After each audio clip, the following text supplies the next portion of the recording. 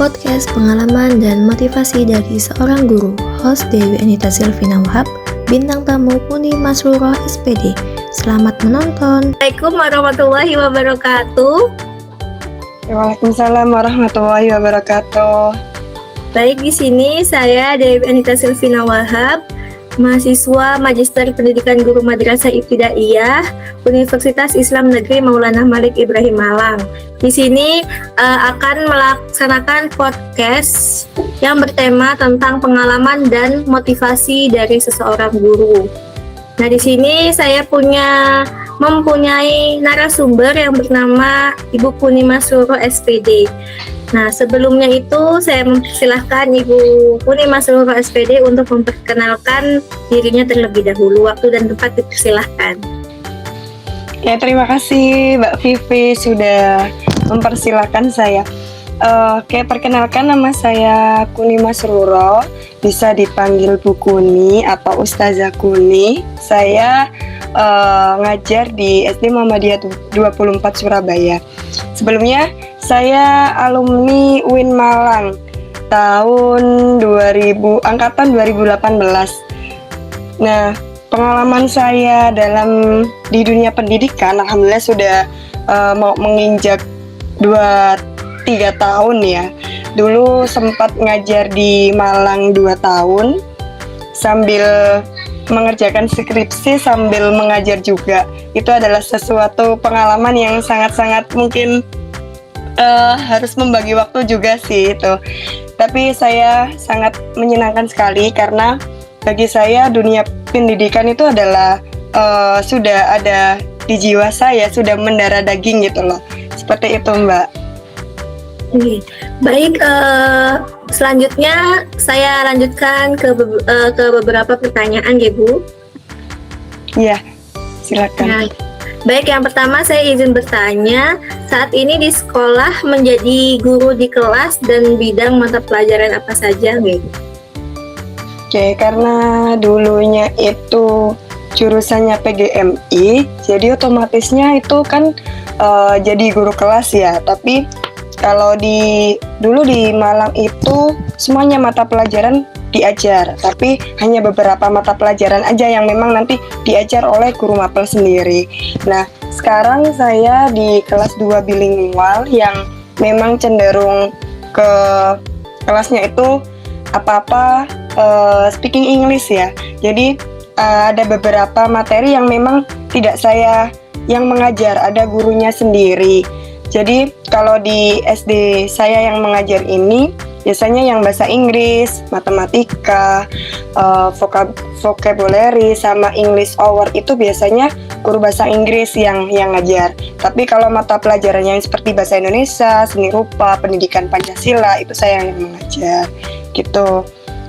Selain ngajar di kelas saya sendiri, mungkin saya juga ada kesempatan lain kalau ada guru yang tidak masuk itu saya biasanya gantiin. Tapi memang itu yang saya pelajari di dunia kuliah dulu. Berarti saat ini mengajar di kelas 2 bilingual dan mata pelajaran apa tadi, Bu? Mata pelajaran pendidikan Pancasila, bahasa Indonesia, seni rupa, sama bahasa Jawa itu yang memang saya ajar. Kalau yang matematika, yang bahasa Inggris itu gurunya yang ngajar, guru bahasa Inggris. Karena memang nanti kayak materinya itu full pakai bahasa Inggris. Oh gitu. Yeah. Berarti tidak hanya dalam pelajaran itu menggunakan bahasa Indonesia saja. Iya. Lalu betul. Selanjutnya, apa yang membuat Ibu tertarik untuk memilih karir menjadi seorang guru? Apa ya? Tertarik di dunia pendidikan itu mungkin dulunya mungkin itu bukan sebuah cita-cita bagi saya, tapi karena mungkin itu adalah doa dari orang tua saya dan Allah mengijabah alhamdulillahnya, dan ya keterimanya dulu tuh ya langsung di dunia pendidikan alhamdulillahnya di UIN Malang itu di PGMI langsung. Terus saya juga mengamati di situasi lingkungan sekitar, apalagi di lingkungan rumah saya yang notabene itu sekolahnya masih kurang jauh ya dari kayak di kota atau di daerah-daerah yang lainnya. Itu saya melihat sangat-sangat mungkin butuh gitu kan. Terus saya kayak kepikiran untuk kayaknya saya untuk dikuliahkan di jauh gitu, mungkin nanti kembalinya ke rumah mungkin saya bisa bantu-bantu atau gimana gitu kan terkait dunia pendidikan, karena mungkin di dunia pendidikan yang ada di rumah saya itu kayak jauh tertinggal gitu loh, apalagi sekarang ke digitalisasi ya, mungkin masih tahap yang sangat-sangat kurang, jadi masih ada kayak saya mungkin punya kepikiran untuk ke arah ke situ. Terus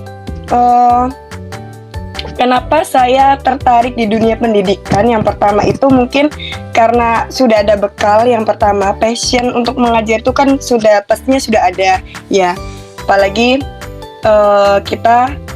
saya sendiri itu belajar di kuliahnya di dunia pendidikan. Nah, itu yang harus dibekali. Yang pertama, seorang guru itu kan passion untuk mengajar.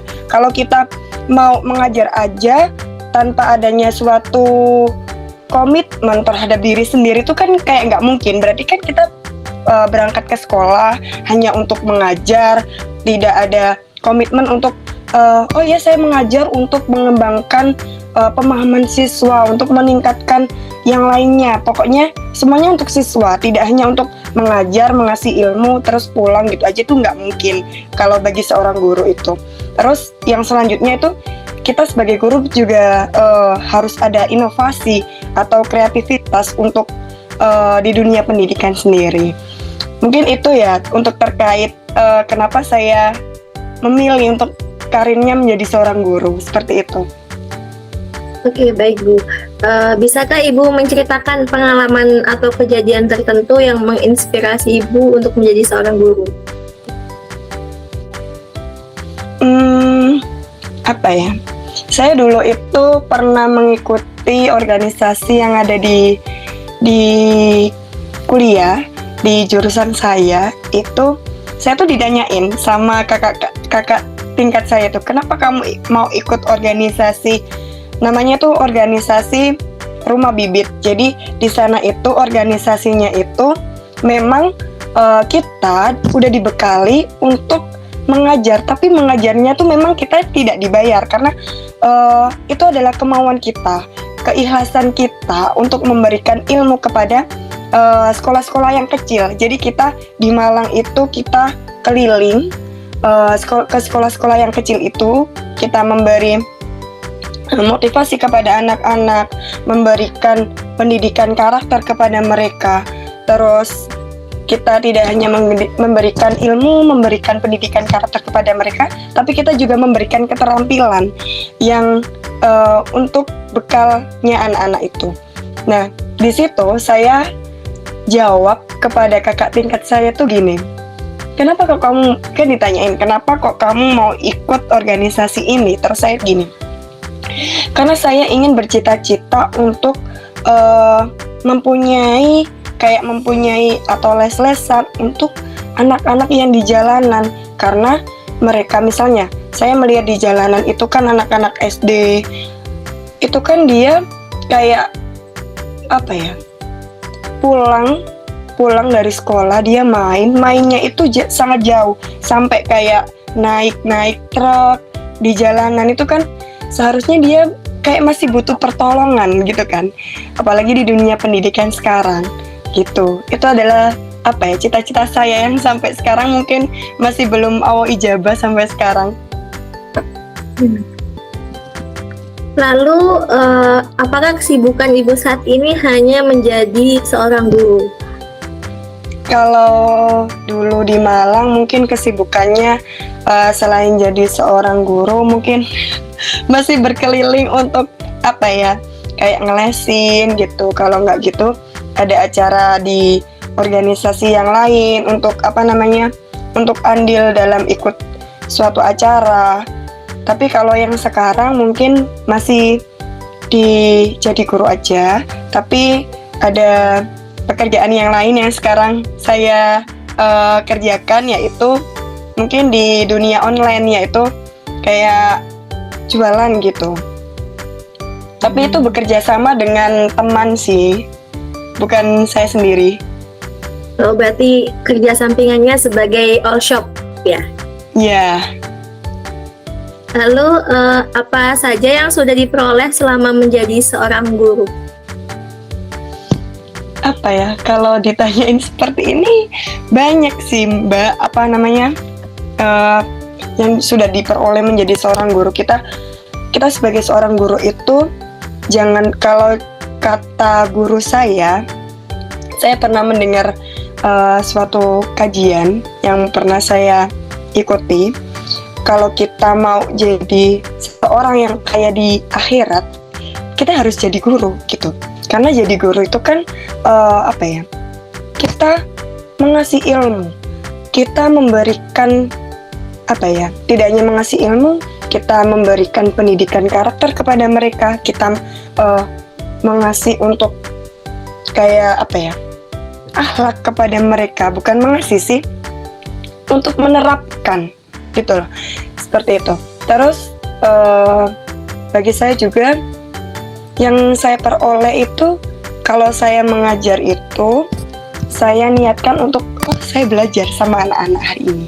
Berarti saya tidak hanya mengajar kemudian saya pulang, itu tidak. Jadi saya perolehnya adalah saya juga sama-sama mencari ilmu di sini, karena saya di sini saya melihat karakter anak seperti ini, karakter wali muridnya seperti ini. Gimana ya saya harus jadi seseorang yang menengahi gitu. Jadi saya di sini juga mendapatkan ilmu. Terus kita jadi seorang guru tidak hanya mengharapkan suatu gaji. Kalau kita mengharapkan suatu gaji itu kita pasti akan capek sendiri, karena gaji seorang guru terutama di Indonesia itu kan sangat minim sekali, apalagi yang honorer di bawah angka 1 lah ya, lebih dari PNS gitu kan. Tapi kalau kita mengasihnya dari hati, pasti akan kembali gitu loh, dari hati.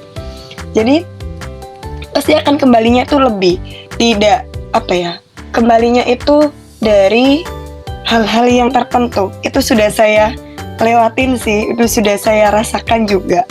Jadi selain ilmu, kita juga ada mendapatkan relasi teman, tempat kerja yang baik. Itu adalah juga suatu bentuk rezeki lah ya. Rezeki itu kan tidak hanya dari soal materi, tapi tempat pekerjaan, terus teman-teman, rekan-rekan kerja yang saling memotivasi, itu adalah suatu rezeki juga gitu. Lalu apakah Ibu telah melaksanakan suatu inovasi pembelajaran selama mengajar? Kalau inovasi selama pembelajaran itu mungkin setiap hari ya, setiap hari Mbak. Karena kita sebagai guru itu, apalagi sekarang di dunia teknologi itu kan gampang sekali kita mencari yang namanya, kita misalnya mau mencari kita mau mencari ice breaking, itu kan udah ada semuanya di TikTok, di Instagram, di YouTube, itu kita udah dapat semuanya. Kita bisa memodifikasi lah sesuai dengan yang mau kita pengen gitu kan. Jadi inovasi pembelajaran itu selalu saya lakukan supaya murid itu tidak bosan.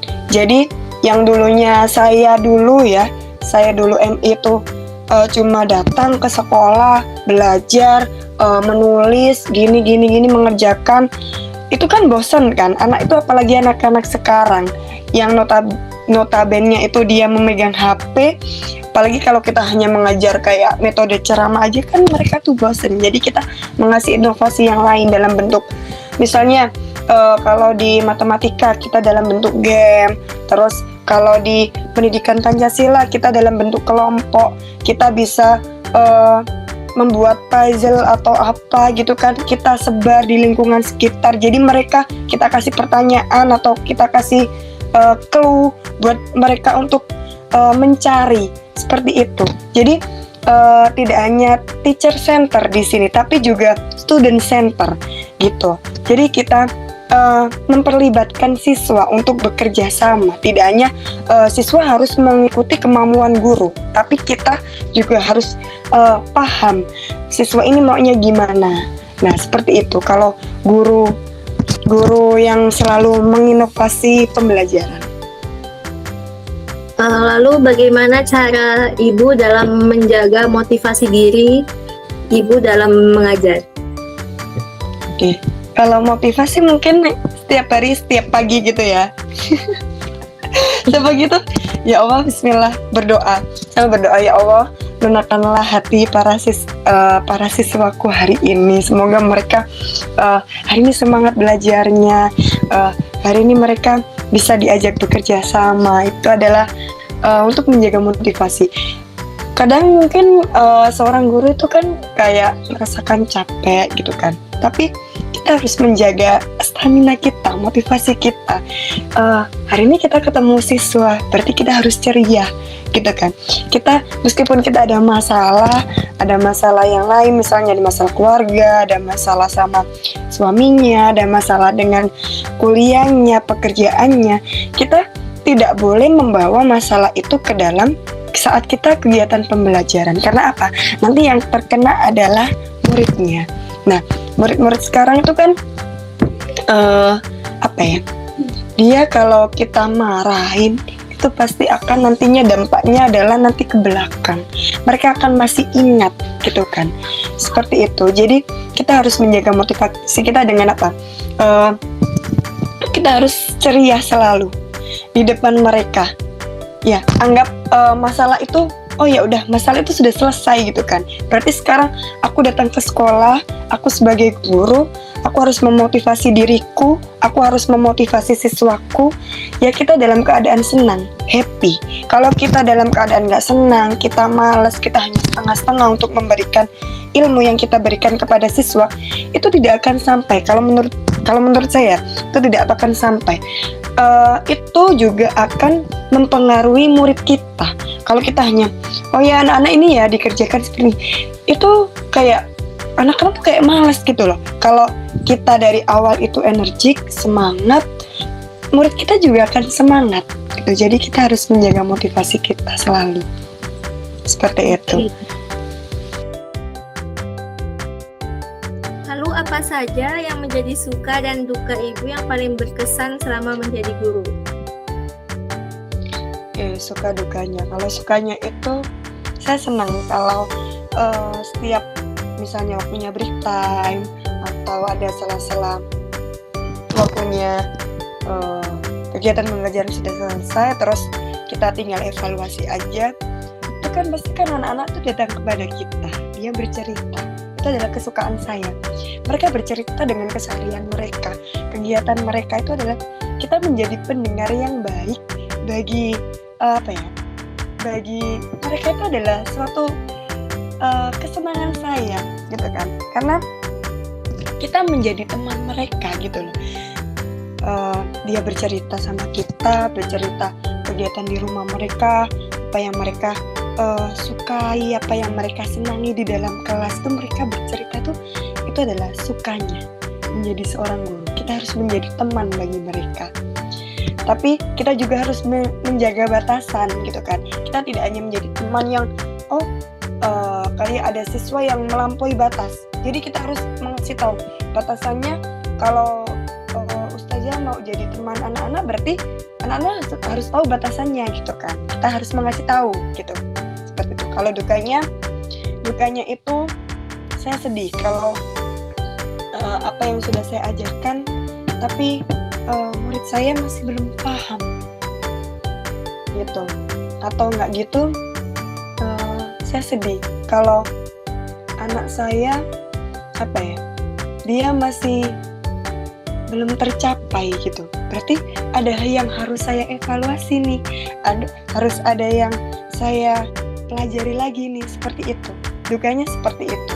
Karena kan kita sebagai seorang guru itu tidak hanya memberikan suatu ilmu kepada satu anak aja, tapi kita harus semuanya memahami karakter seorang anak pun semuanya, tidak satu aja.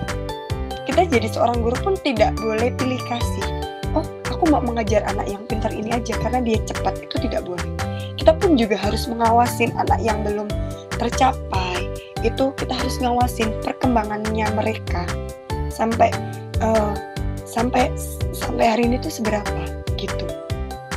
Seperti itu, Mbak. Baik, lalu coba saya izin berikanlah contoh suatu motivasi untuk generasi selanjutnya agar mereka tertarik dan termotivasi untuk menjadi seorang guru. Oke, bagi fresh graduate yang saat ini masih cari-cari pekerjaan atau masih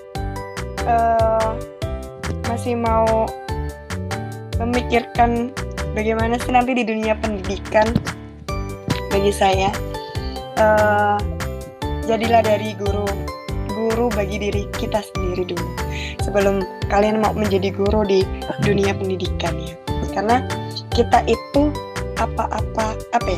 perilaku kita, omongan kita ya nantinya pasti akan ditiru atau dilihat oleh siswa, oleh murid, oleh rekan kerja kita gitu. Jadi seorang guru kita harus semangat teman-teman, kita memberikan suatu ilmu, memberikan pendidikan karakter kepada anak-anak, memberikan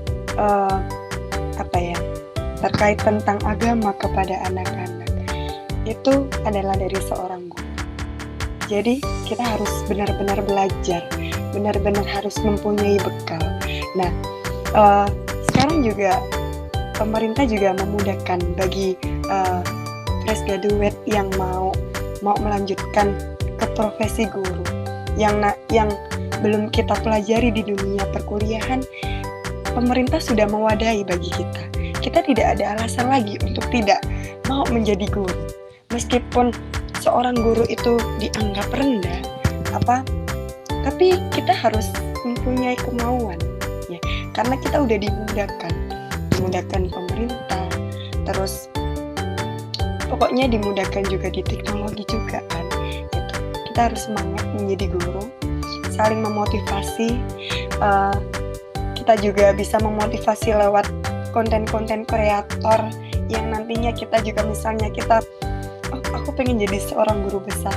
Dengan konten kreator kita bisa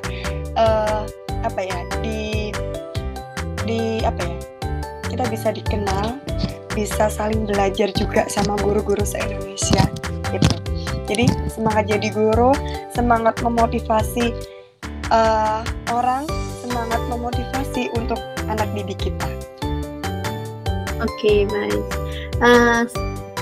Selanjutnya yang terakhir nih Bu, menghadapi anak yang diajarkan saat ini itu kan sudah termasuk kepada alpha generation. Nah, stimulus apa yang Ibu berikan atau Ibu terapkan kepada siswa agar mereka tumbuh sebagai pribadi yang kreatif, berpikir kritis, mudah dalam mengambil keputusan dan percaya diri?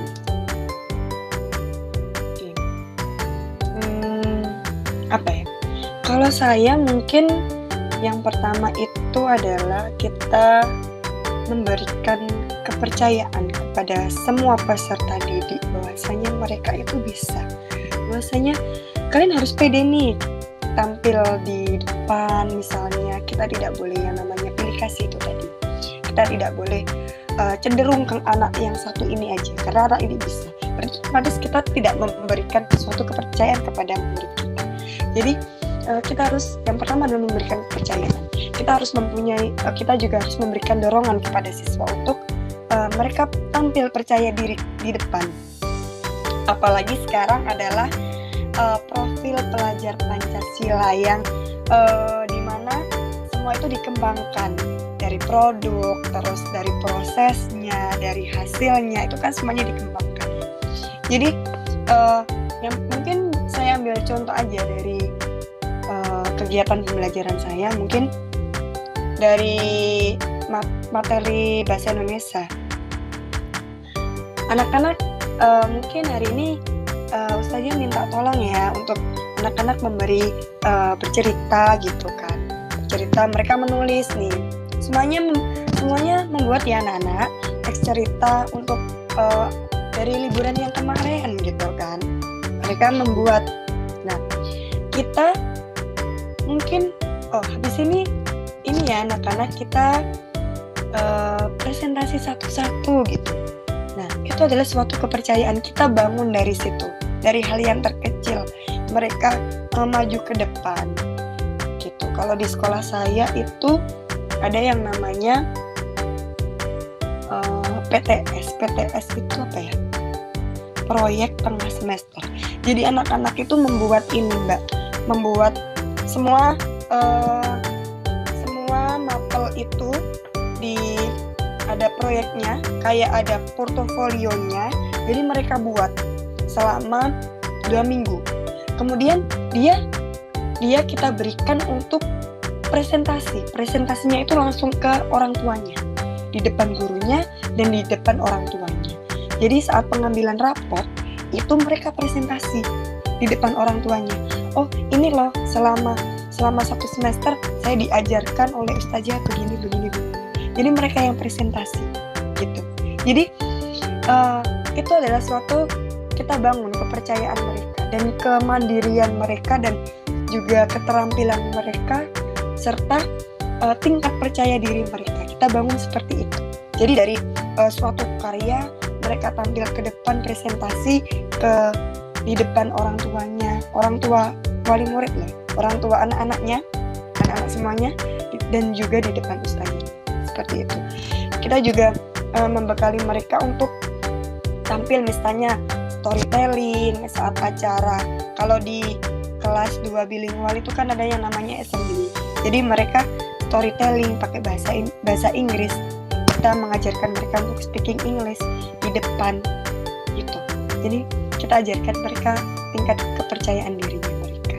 Tidak hanya keterampilan, tidak hanya kognitif aja, tapi tingkat pedenya mereka gitu. Jadi kita membekali mereka seperti itu sih, Mbak, untuk karena kalau kita tidak dibekali dari sekarang, nanti pasti kalau dewasa itu kan dia takut gitu, aku takut maju, aku takut bertanya gitu, pasti gitu. Kalau mulai dari sekarang kan dia udah pede nih, udah yang harus aku tanyakan kepada ustazah ini. Oke Bu, mungkin sekian beberapa hal yang ingin saya tanyakan kepada Ibu. Saya ucapkan terima kasih banyak telah membagi kepada kita semua pengalaman yang sangat berharga ini dan sudah memberikan kami juga motivasi untuk menjadi atau motivasi agar kami bisa menjadi seorang guru yang kreatif, yang bisa memberikan segala ilmu kepada siswa-siswa kita. Kurang lebihnya saya mohon maaf, saya pribadi ucapkan terima kasih. Wassalamualaikum warahmatullahi wabarakatuh. Waalaikumsalam warahmatullahi wabarakatuh. Terima kasih Mbak Vivi. Terima kasih Bu Kuni. Terima kasih sudah menonton, semoga bermanfaat.